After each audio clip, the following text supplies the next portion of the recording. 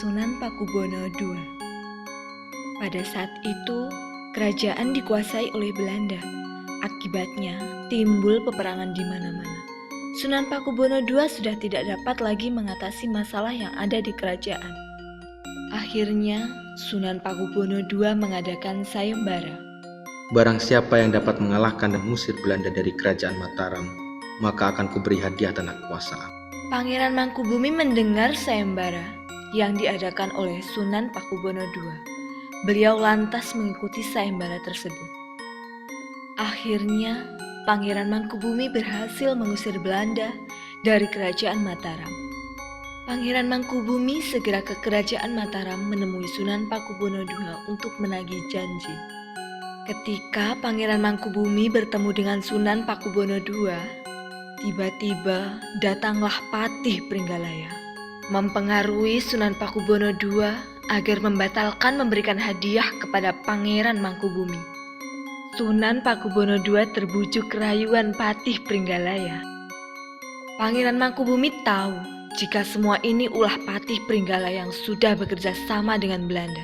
Akibatnya, Pangeran Mangkubumi kecewa, marah, lalu menyatakan perang terhadap Belanda.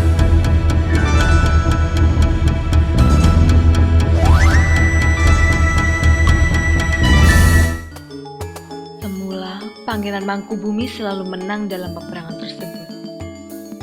Tetapi, setelah Belanda mendatangkan bala bantuan dari Semarang dan Batavia, Pangeran Mangkubumi mengalami kekalahan. Kemudian, beliau dan prajuritnya menyusun strategi mundur. Pangeran Mangkubumi beserta para prajuritnya mundur ke selatan, menyelusuri daerah pesisir selatan menuju bagian timur untuk mencari dukungan melawan Belanda. Keadaan pesisir selatan pada saat itu masih hutan belukar dan penduduknya masih sedikit. Dengan lemah lunglai, sampailah Pangeran Mangkubumi beserta para prajuritnya di daerah pager gunung. Pangeran Mangkubumi mengajak para prajuritnya beristirahat sejenak guna melepas lelah. Pangeran Mangkubumi melihat Setro Ketipo membawa tempurung kelapa yang dikalungkan di lehernya. Pangeran Mangkubumi lantas memanggil Setro Ketipo. "Hai Setro Ketipo, benda apa yang tergantung di lehermu itu?" Tempurung kelapa, Pangeran. Berisi buah pace yang direndam dengan air legen kelapa. "Pace, kebetulan sekali saya sangat haus dan lapar. Bolehkah saya meminumnya?" Tentu saja, Pangeran.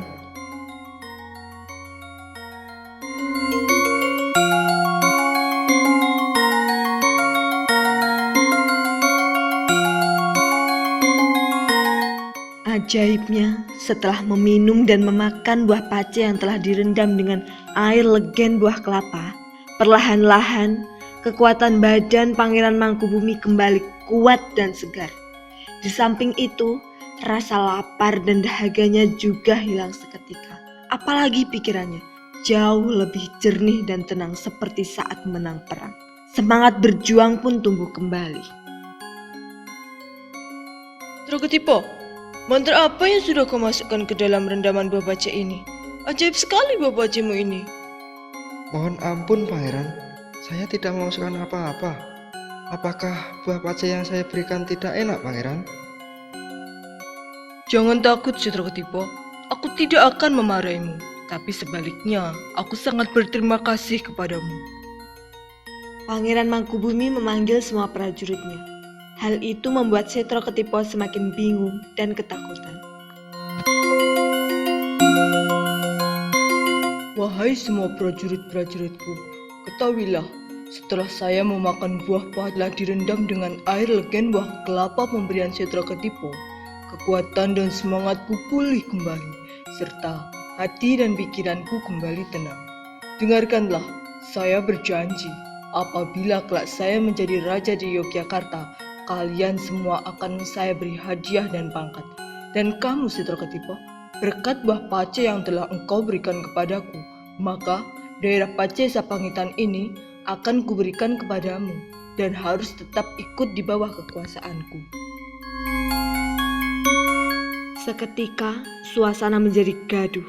karena banyak prajurit yang kurang mendengar apa yang dikatakan oleh Pangeran Mangkubumi. Pangeran Mangkubumi langsung menyudahi kegaduhan itu. Wahai para prajuritku, dengarkanlah baik-baik.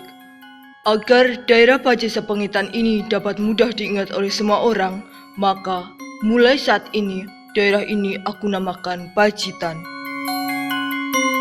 Kemudian Pangeran Mangkubumi melanjutkan perjalanannya bersama dengan para prajuritnya.